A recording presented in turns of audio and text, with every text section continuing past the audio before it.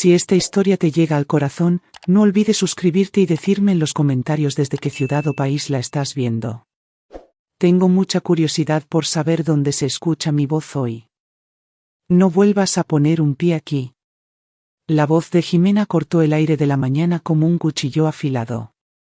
Sostenía a mi nieto en la cadera con su manita extendida hacia mí. Me quedé paralizada, aferrándome al marco de la puerta, como si eso pudiera mantenerse dentro de sus vidas. ¿Alguna vez has vivido una situación que cambió tu vida para siempre? Déjanos tu comentario y hazte suscriptor porque esta historia te va a impactar de una manera que no esperabas. Por favor, susurré, solo déjame abrazarte una vez más. Sus ojos se entrecierran. Ajustó al pequeño más arriba contra su hombro, alejándose de mí como si yo cargara una enfermedad invisible. Un segundo después, el sonido del cerrojo al cerrarse resonó al final y sin piedad. Detrás de ella estaba mi hijo, mi Javier, el niño que crié sola, que lloró en mis brazos cuando su padre nos abandonó, que juró que nunca me dejaría sentirme sola otra vez. Tenía la cabeza gacha, los ojos clavados en el suelo. No dijo nada. Ni siquiera me miró. Javier, intenté, pero mi voz se quebró. Él se estremeció como si el sonido de mi voz fuera una carga demasiado pesada.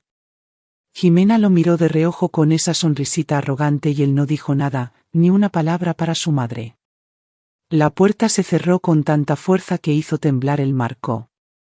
Retrocedí aturdida, mirando la pintura descascarada, como si pudiera explicarme qué acababa de pasar.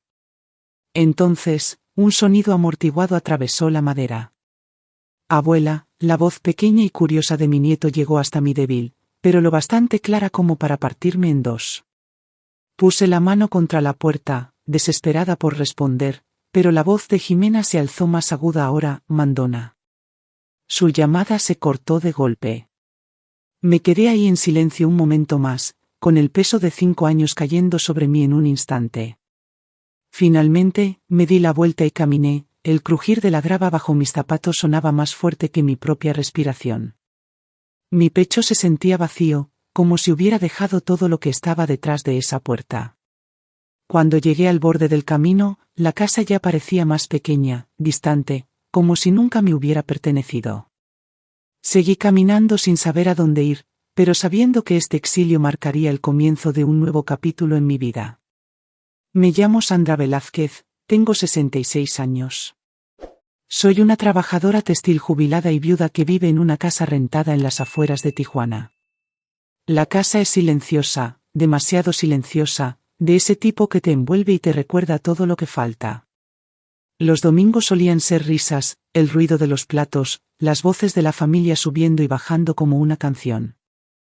Ahora significa sentarme en una mesa pequeña con un solo plato, un tenedor, un vaso de agua. El lugar frente a mí, el que siempre guardaba para Javier cuando era niño, se queda vacío. Ese vacío empezó el día que murió su padre. Javier tenía solo 8 años. Me convertí en madre y padre a la vez, trabajando noches en una fábrica de ropa, cosiendo uniformes y tapicerías de día, haciendo dobladillos para los vecinos los fines de semana. Me saltaba comidas para que Javier tuviera tenis nuevos para la escuela, escondía mi hambre detrás de una sonrisa para que nunca viera el precio que pagaba por mantenerlo entero. Pensé que esos sacrificios habían forjado un lazo que nadie podría romper, pero los lazos, al parecer, se pueden reescribir. Poco a poco dejaron de invitarme a los cumpleaños. El primer año me dije que se les olvidó. El segundo, hornear un pastel por si acaso llamaban. Para el tercero, dejé de intentarlo. Las fiestas pasaron sin que mi nombre estuviera en una sola invitación. Vi fotos en línea, mi nieto en el parque, en obras de la escuela, en Navidad, con pijamas iguales, y yo no estaba ahí.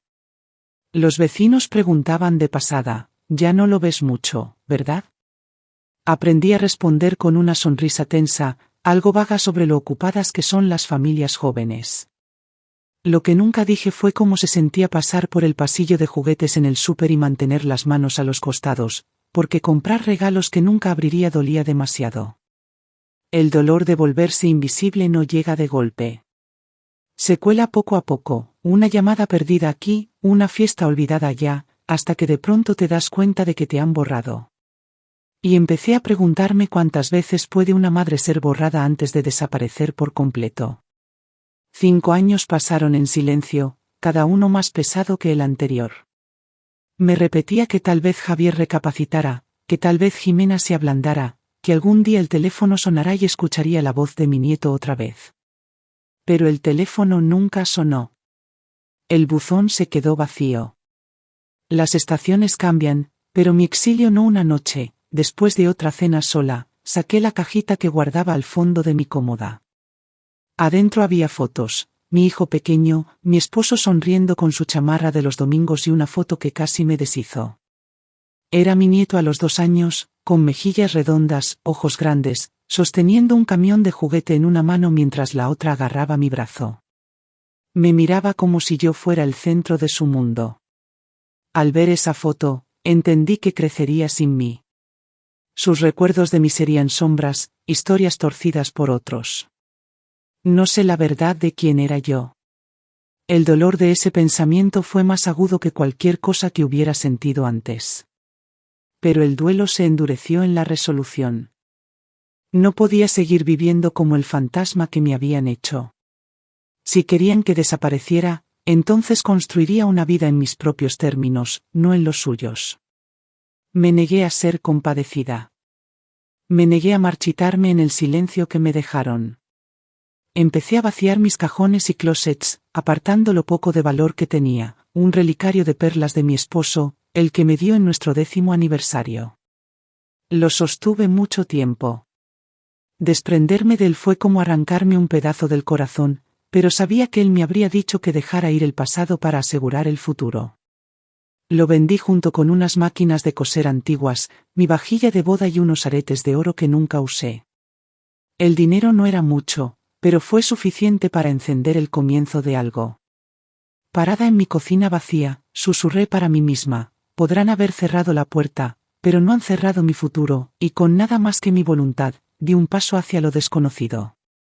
Con el poco dinero que reuní, compré retazos de tela de las tiendas de descuentos y mercados de segunda mano. Me senté en mi vieja máquina de coser hasta que me dolía la espalda, convirtiendo pedazos en blusas y vestidos inspirados en los patrones vintage que admiraba desde joven.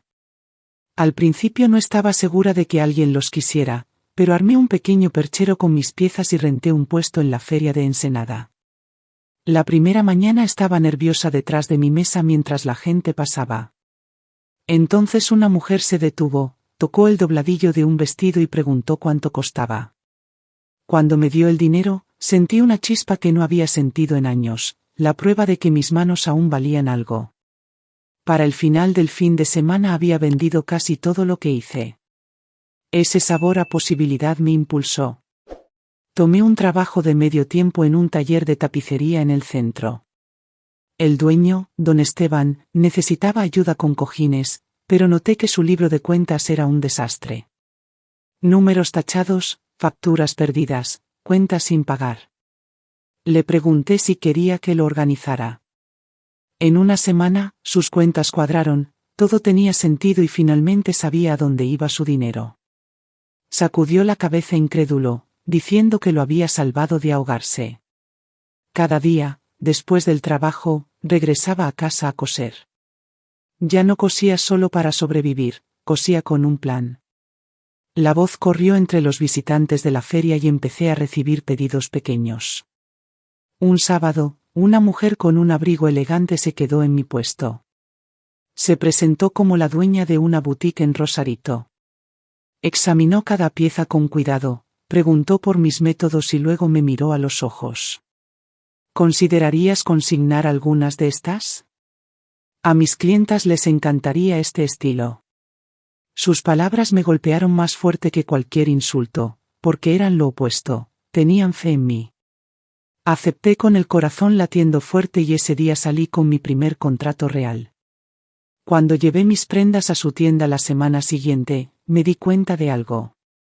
Esas puntadas pequeñas, simples como eran, podrían ser el comienzo de algo mucho más grande de lo que jamás me atreví a imaginar.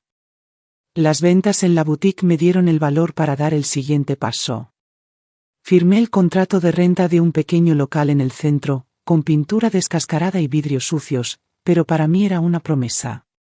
Amigos me advirtieron que era demasiado arriesgado, que una mujer de mi edad debería estar descansando, no empezando de nuevo. Sonreí con cortesía y firmé de todos modos. El local estaba vacío cuando me mudé, solo 4 paredes y un mostrador de madera que crujía, pero lo llené con el zumbido de mi máquina de coser y el aroma de la tela recién planchada. Trabajaba hasta medianoche casi todas las noches, con una olla de café negro siempre a mi lado, mis dedos moviéndose firmes por metros de tela. Dejaba la puerta abierta durante el día, con música suave de fondo, y la gente empezó a entrar por curiosidad.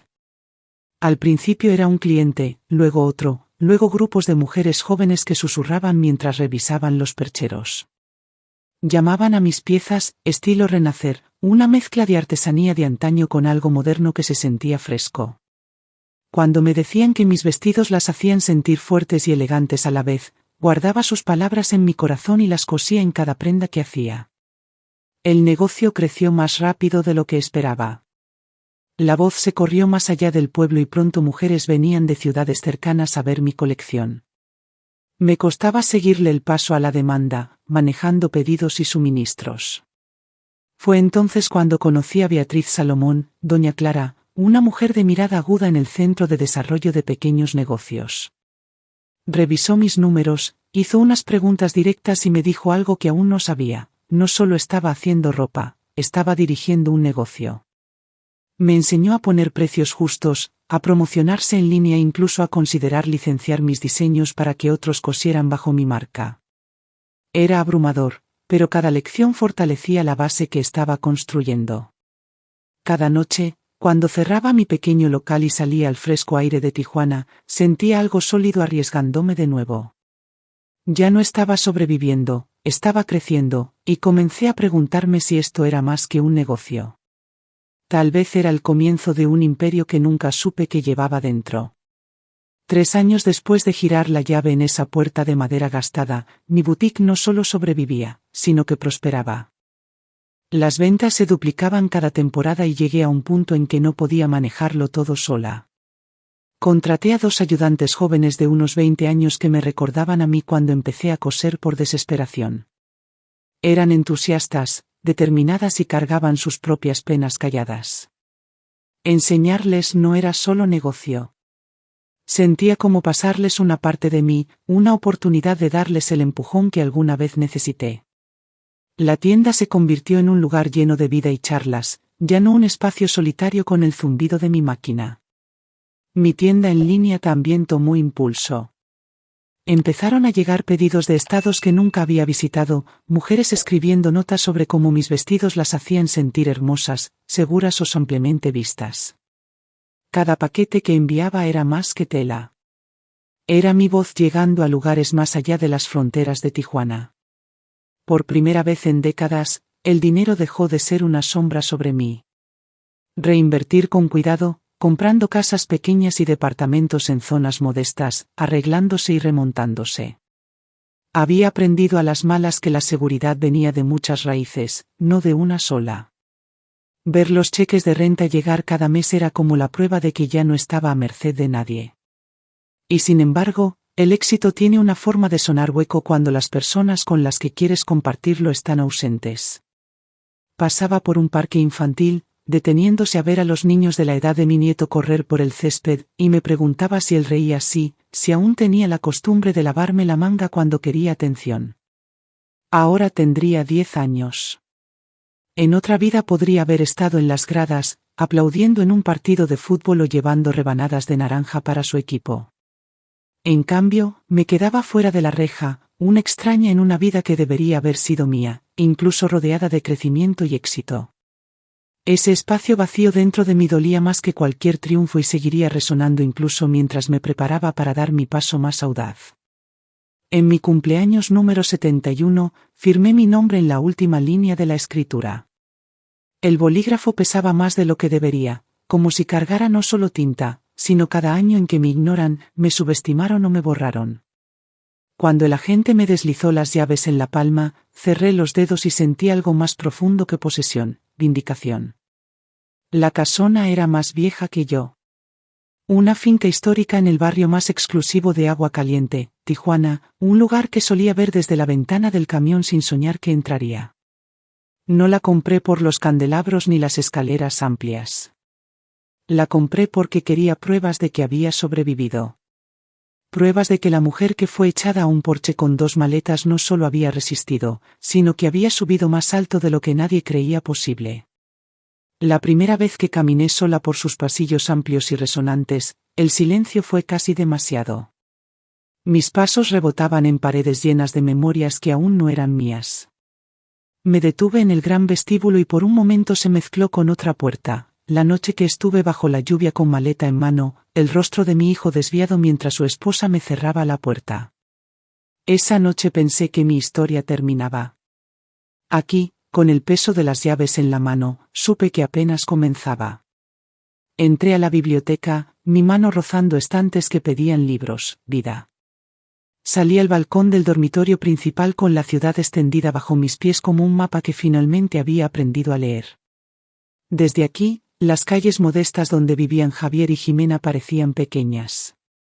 Antes ellos tenían el poder de definir mi valor. Ahora eran solo tejados a lo lejos.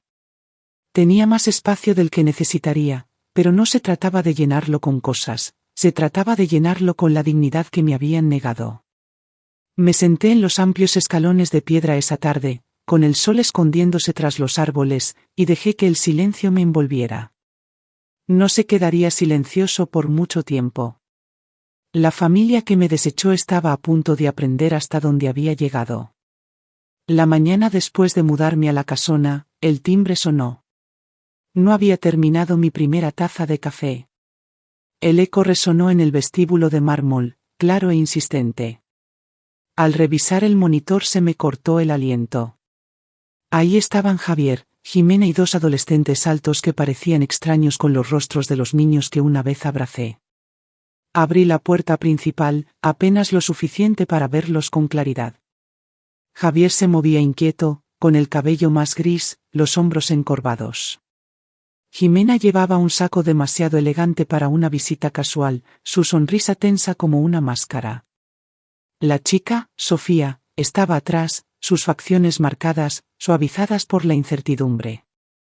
El chico, Tomás, tenía los ojos de Javier, solo que más alto ahora, su mirada pasando por encima de mí hacia el vestíbulo. Jimena dio un paso adelante con voz brillante y falsa. Sandra, qué hermosa está tu casa.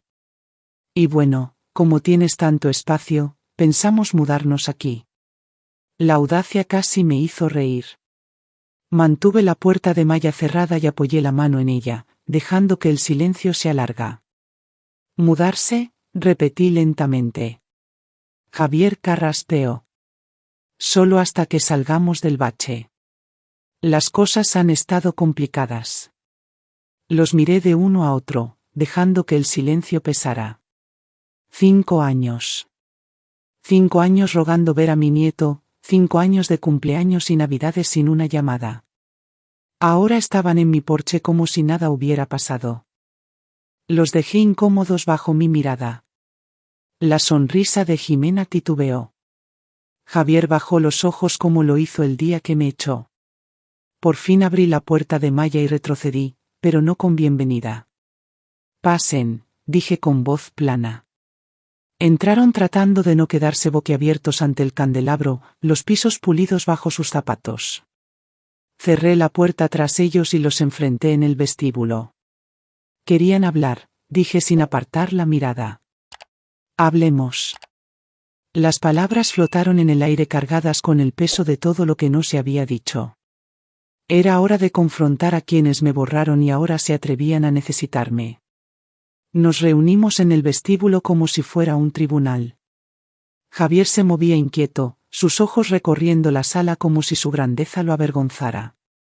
Jimena cruzó los brazos, su voz cortando el aire. Hemos tenido un año duro. Javier perdió su trabajo. La hipoteca está atrasada y con las solicitudes de universidad de Sofía, bueno, te imaginarás la presión. Pensamos que con esta casa tan grande. Javier la interrumpió con voz baja.